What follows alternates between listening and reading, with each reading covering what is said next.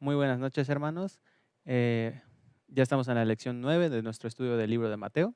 Esta noche nos toca tocar un tema bastante importante para nosotros como cristianos, que es la humildad. Y más adelante vamos a ver todo lo que conlleva esto y el opuesto a la humildad. Entonces vamos a hacer una oración corta para empezar y les pido que cierren sus ojos ahí en su casa. Señor y Padre que estás en los cielos, te damos gracias porque nos permites estar aquí esta noche, Señor. Gracias porque nos permites tener este estudio, Padre. Y también te pido que todo esto que se diga hoy sea verdad, Padre, y que sean tus palabras y no las mías. En nombre de tu Hijo amado en Cristo Jesús. Amén. Bueno, esta lección se centra en Mateo 18, del versículo 1 al 14.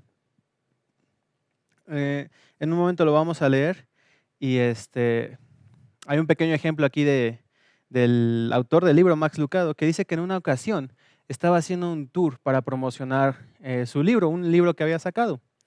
Y pues en todas las tiendas, librerías, locales a los que iba, tenía gente por filas. Ahí había gente esperando para que les firmaran el libro, había gente esperándolo para escucharlo, hablar sobre el libro. Y él pues empezaba a sentir algo diferente a la humildad. Y él decía, por 3 días se bañó en el río de la alabanza y comenzó a creerse los elogios. Dice, toda esta gente no puede estar equivocada.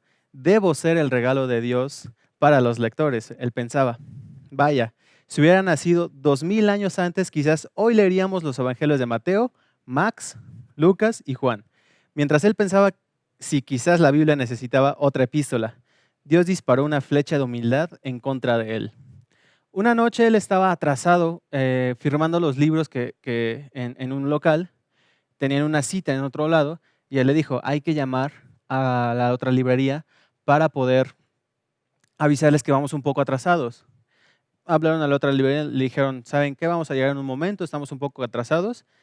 Pueden decir a la gente que no, que vamos a llegar un poco retrasados, pero que no tardamos.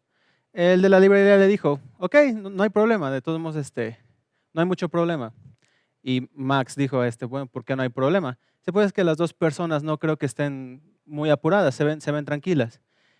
Cuando él escucha esto, siente que es una pedrada y empieza esa batalla en decir, uy, nada más 2 personas. Llegan al local, esas 2 personas se convirtieron en 6 personas.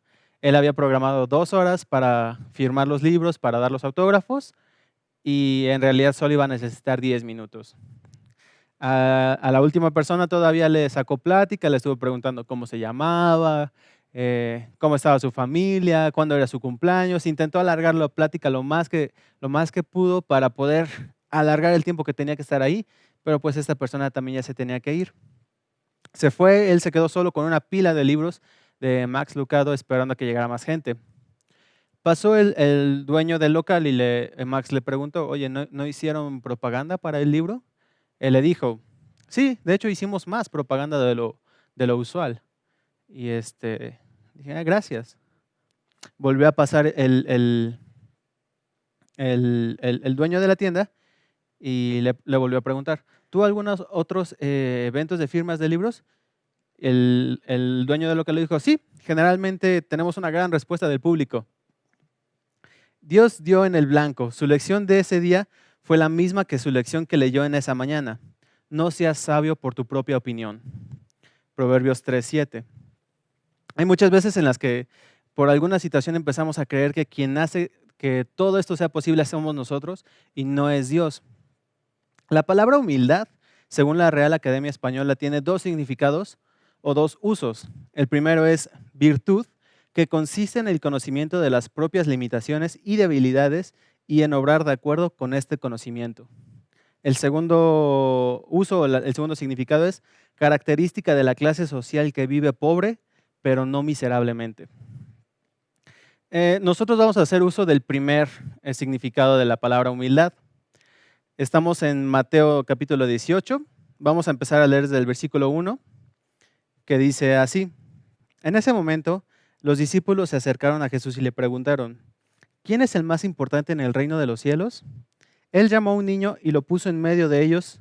Entonces dijo, les aseguro que a menos que ustedes cambien y se vuelvan como niños, no entrarán en el reino de los cielos. Por tanto, El que se humilla como este niño será el más grande en el reino de los cielos. Y el que recibe en mi nombre a un niño como este, me recibe a mí. Pero si alguien hace pecar a uno de estos pequeños que creen en mí, más le valdría que le colgaran al cuello una gran piedra de molino y lo hundieran en el profundo del mar. Hay del mundo por las cosas que hacen pecar a la gente. Inevitable es que sucedan, pero hay del que hace pecar a los demás. Si tu mano o tu pie te hace pecar, córtatelo y arrójalo. Más te vale entrar en la vida manco o cojo que ser arrojado al fuego eterno con tus dos manos y tus dos pies. Y si tu ojo te hace pecar, sácatelo y arrójalo. Más te vale entrar tuerto en la vida que con dos ojos ser arrojado al fuego del infierno. Miren que no menosprecian a uno de estos pequeños, porque les digo que en el cielo los ángeles de ellos contemplan siempre el rostro de mi Padre Celestial. ¿Qué les parece? Si un hombre tiene 100 ovejas y se le extravía una de ellas, ¿no dejará las 99 en las colinas para ir en busca de la extraviada? Y si llega a encontrarla, les aseguro que se pondrá más feliz por esa sola oveja que por las 99 que no se extraviaron. Así también, el Padre de ustedes que está en el cielo no quiere que se pierda ninguno de estos pequeños. Bueno, la leí en la nueva versión internacional, que es la Biblia que ocupamos aquí. Y quiero tocar 3 puntos importantes sobre esta lección, tanto de la humildad como lo que nos está enseñando nuestro Señor Jesús en estos pasajes. El primer punto es buscando erróneamente la grandeza. Los discípulos le preguntaron a Jesús, empezando en el versículo 1, ¿quién es el más importante en el reino del cielo? Dice Marcos 9:33, después de llegar a Capernaum e instalarse en una casa, Jesús preguntó a sus discípulos, ¿qué venían conversando en el camino? Pero no le contestaron porque venían discutiendo sobre quién de ellos era el más importante. Los discípulos a menudo se preocupaban por la cuestión de la grandeza. Parecía que hacían esta pregunta pensando que Jesús ya había escogido a uno de ellos como el mayor o como el que quisieran ser el mejor de todos ellos. Pero Jesús les responde, quien quiera ser el primero debe tomar el último lugar y ser el sirviente de todos los demás. Paradójicamente, la humildad lleva a la grandeza. Jesús les da una lección de humildad al decirles esto. Si quieres ser el primero, debes ser el último y servir a los demás. Así como muchas de las enseñanzas de Jesús en ese tiempo hacían mucho ruido en la mente de las personas. Por ejemplo, en esa época los miembros de la sociedad grecorromana generalmente asociaban la mansedumbre y la humildad como una debilidad. Sin embargo, Jesús eleva este rasgo al nivel de una virtud, identificándolos como las marcas de la verdadera grandeza. Tenemos la parte de ser humildes, el poder hacer las cosas sin esperar algo a cambio, pero también existe la soberbia y existe la parte del orgullo, en donde nosotros podemos hacer las cosas pensando que somos humildes, pero siempre estamos pensando qué vamos a recibir al final. El ser humildes no es pensar el qué vamos a recibir al final cuando muramos en el cielo o si vamos a recibir una recompensa por lo que estemos haciendo. El ser humilde significa actuar sin pensar en qué vamos a ganar. El reconocer cuáles son nuestras capacidades y limitaciones y no sobrepasarlas, sobre todo no alardear de ellas. El buscar erróneamente la grandeza nos deja en este punto donde nosotros, por naturaleza como humanos, queremos siempre ser mejores a alguien. Queremos ser mejores en el trabajo, queremos ser mejores en lo que hacemos, en un talento que tal vez tengamos, y nosotros caemos en empezar a oprimir a otras personas para no ser menos. Nosotros no queremos ser menos que las personas y nosotros siempre queremos ser más. Esto es lo que nos enseña el mundo. Y esta es la parte en la que vamos a tocar en el punto número 3, pero por ahora vamos a ver que una de las partes que los discípulos tenían erróneamente, aún estando con Jesús, buscaban siempre la grandeza. ¿Quién era el mejor de ellos? ¿O quién era el elegido de Jesús? ¿O quién era el favorito de Jesús? La segunda enseñanza dice, sé como un niño. Seguimos leyendo en Mateo 18:3.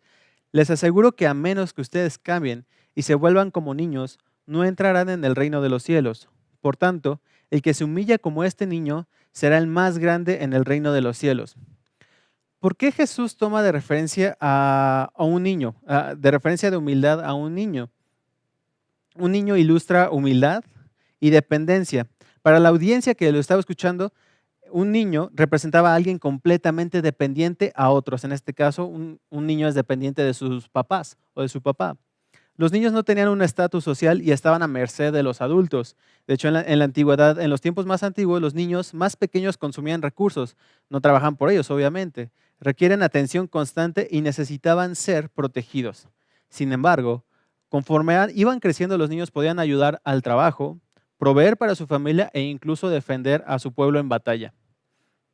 Dice, les aseguro que a menos que ustedes cambien y se vuelvan como niños, no entrarán en el reino de los cielos. Jesús nos describe también que tenemos que tener un cambio de actitud.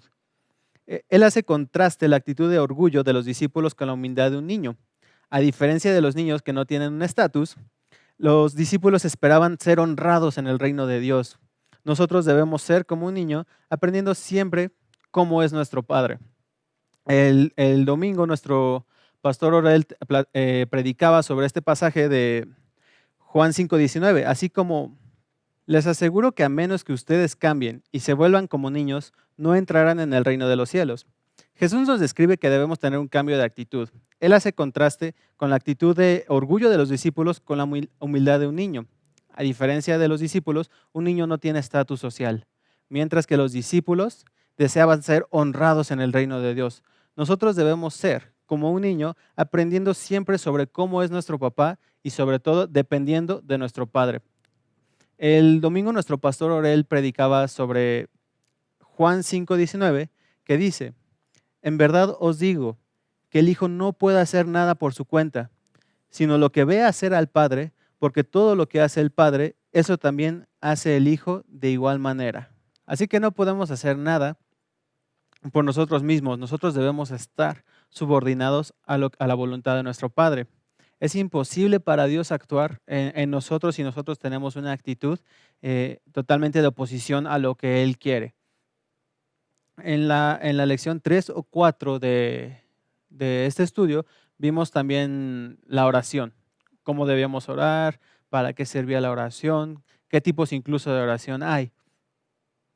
Y dentro de esa lección vimos que la mayoría de los adultos que están orando dicen que ellos sienten que no tienen una respuesta de Dios a su oración.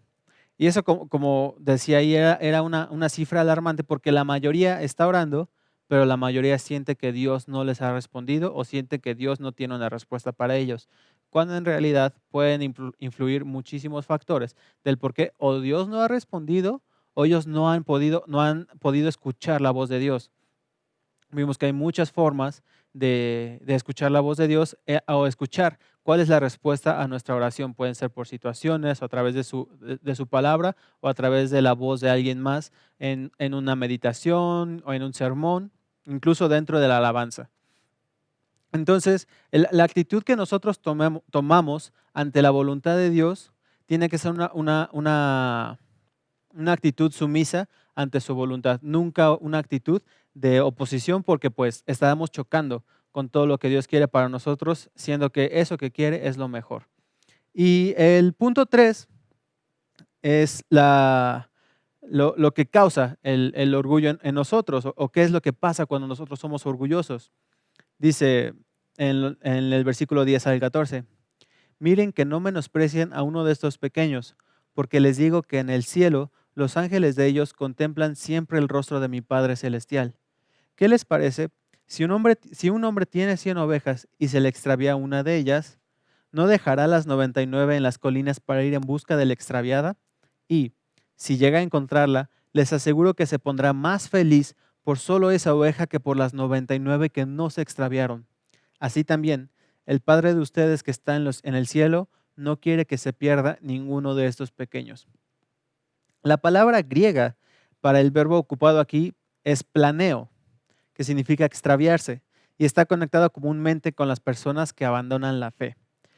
Jesús con la parábola de la oveja hace referencia a lo que pasa cuando alguien se aparta de su camino, del camino de Dios, y dice desde el versículo 12, ¿no dejará las 99 en las colinas para ir en busca de la extraviada? Y, si llega a encontrarla, les aseguro que se pondrá más feliz por solo esa oveja que por las 99 que no se extraviaron.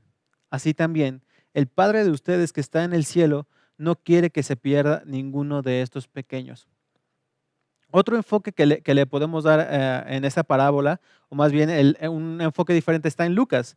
Y dice Lucas 15:5, al encontrar la oveja, la pone sobre sus hombros gozosos.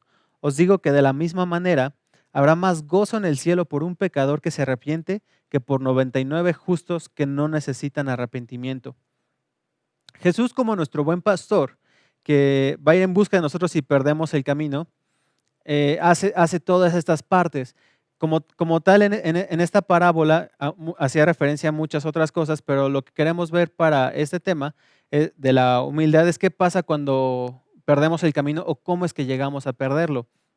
Una persona que vive en su orgullo, que vive haciendo su voluntad, que vive pisoteando a los demás, es una persona que se va a apartar del camino, si es una persona creyente.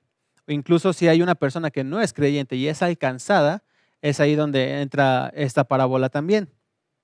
Dice, estos cuatro versículos se aplican como un preámbulo a los 4 versículos que siguen, que son los 5 versículos que siguen, que son del 15 al 20, que son las instrucciones o cómo Jesús va en búsqueda de la oveja perdida.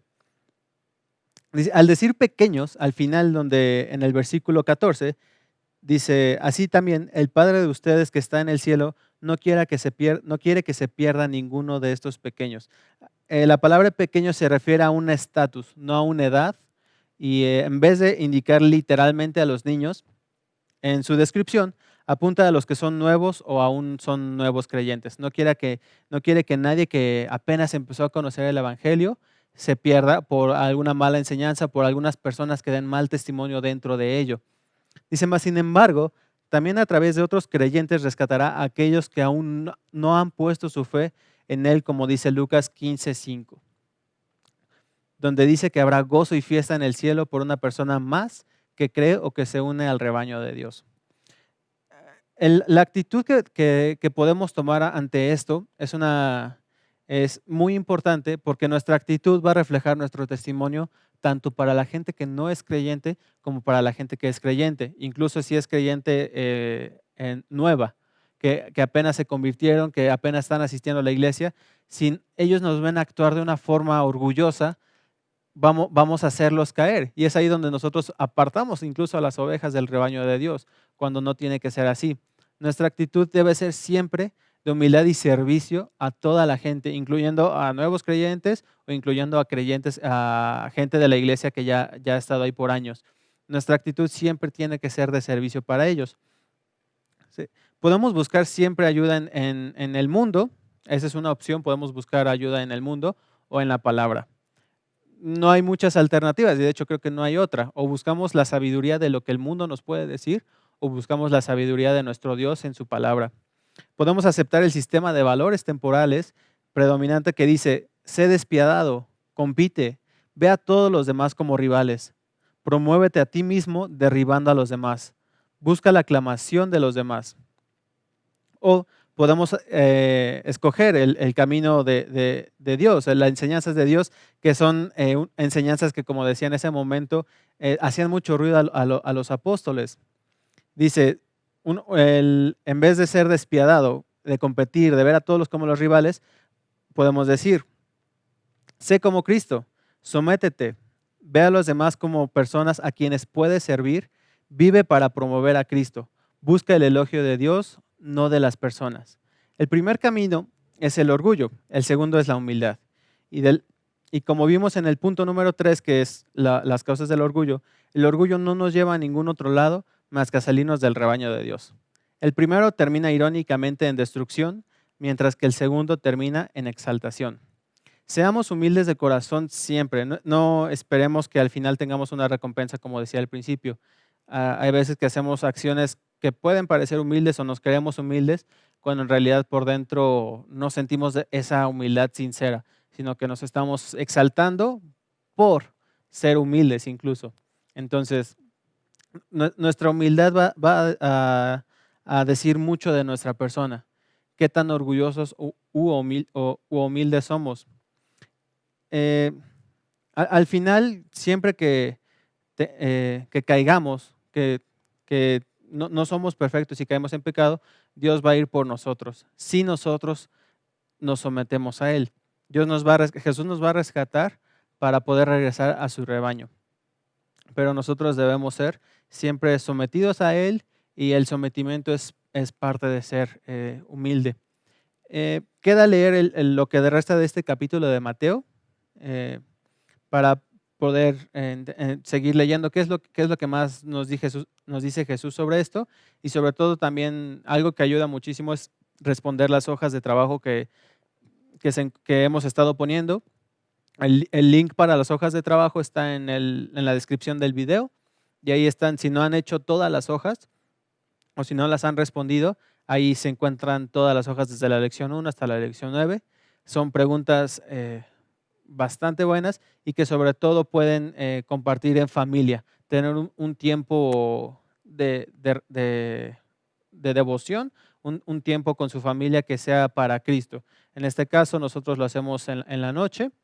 Pueden tomar este tiempo o pueden tomar otro tiempo para poder platicar con su familia de esto, y sobre todo poder compartir y debatir estas preguntas con su familia, y no dejar que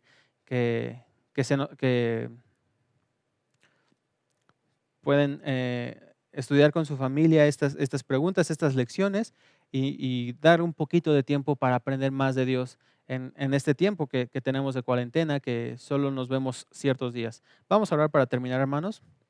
Señor y Padre que estás en el cielo, te damos muchas gracias porque nos diste la oportunidad de estar aquí esta noche, Señor. Gracias porque nos das la oportunidad de aprender más sobre ti. Y te damos gracias porque tú nos enseñas y nos das las armas para ser humildes, Señor.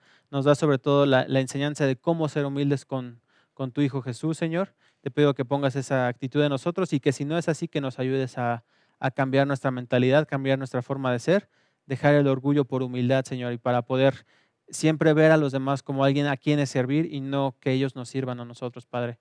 Te pido que esta noche sea de bendición para los hermanos y que también nos cuides el resto de esta semana. En nombre de Cristo Jesús. Amén.